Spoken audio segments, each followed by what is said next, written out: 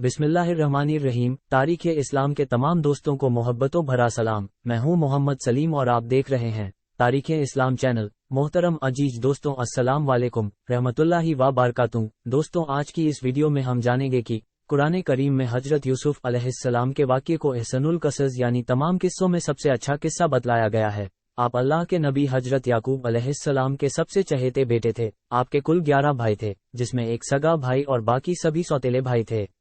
अल्लाह ने आपको ख्वाबों की ताबीरों का इल्म अता फरमाया था।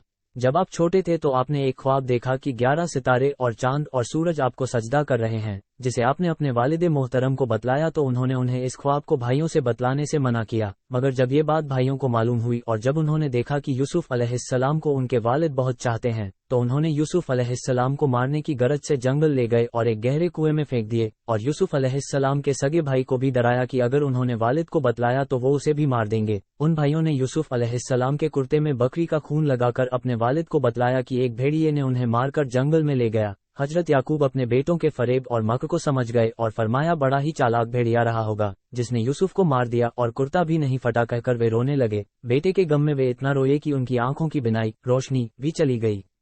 यूसुफ अलैहिस्सलाम को रोज उनके सौतले भाई आकर देखते कि कहीं वो कुएं से बाहर तो नहीं आ गए, मगर अल्लाह ने आपको बचा लिया और आप इस कुएं में 3 दिनों तक रहे। तभी मिस्र की तरफ जाने वाला एक काफिला उधर से गुजरा और उसमें से एक शख्स ने जब इस कुएं को देखा तो डोल डालकर पानी निकालना चाहा तो उस डोल की मदद से आप कुएं से बाहर आ गए।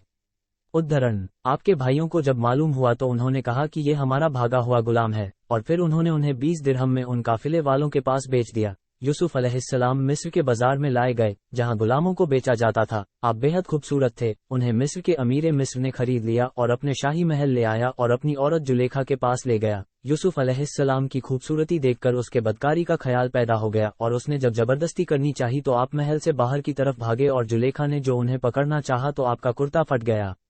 तभी उसका शौहर अजीजे मिस्र आ गया। तब इस बदकार औरत ने सारा इल्जाम यूसुफ अलैहिस्सलाम पर डालते हुए उन पर इल्जाम लगा दिया।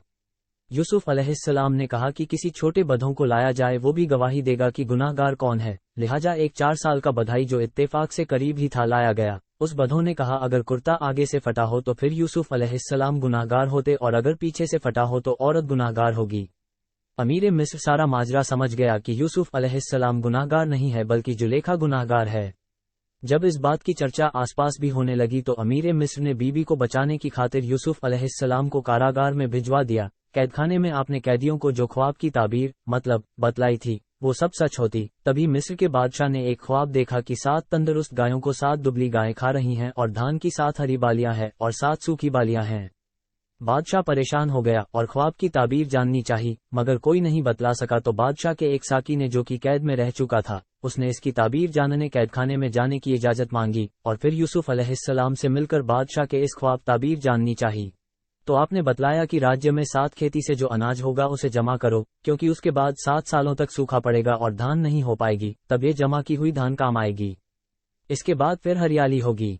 बादशाह को जब उस कासिद ने ये सब बात बतलाई तो बादशाह ने उन्हें कैदखाने से बाहर लाने का हुक्म दिया, मगर आपने जवाब दिया कि वो तब तक कैदखाने से बाहर नहीं आएंगे जब तक उनकी बेगुनाही सामने नहीं आ जाएगी। तब बादशाह ने सारी बातों की तस्दीक करवाई तो जुलेखा ने भी अपना जुर्म कबूल कर लिया और गवाही दी कि यूसुफ अलैहिस्सलाम बेकसूर हैं। तब बादशाह ने उन्हें कैदखाने से बुलवाया और उनसे इतना ज्यादा प्रभावित और खुश हुआ कि उसने आपसे कहा, आप जो चाहे ओहदा लें मगर इसी महल में रहें। तब आपने बादशाह के खजाने से तकसीम किए जाने वाले गल्ले का इंतजाम संभाल लिया और फिर बादशाह ने हुकूमत और उसके सारे इंतजामत ही उनके हवाले कर दी। उनके ख्वाब के मुताबिक ही 7 सालों की हरियाली के बाद 7 साल सूखा पड़ा अनाज की फरोख्त करने लोग दूर दूर से आने लगे। इस दौरान एक रोज यूसुफ अलैहिस्सलाम के भाई भी बादशाह के दरबार में गल्ला लेने पहुंचे। अपने भाइयों को देखते ही यूसुफ अलैहिस्सलाम ने उन्हें पहचान लिया, मगर भाई उन्हें नहीं पहचान सके।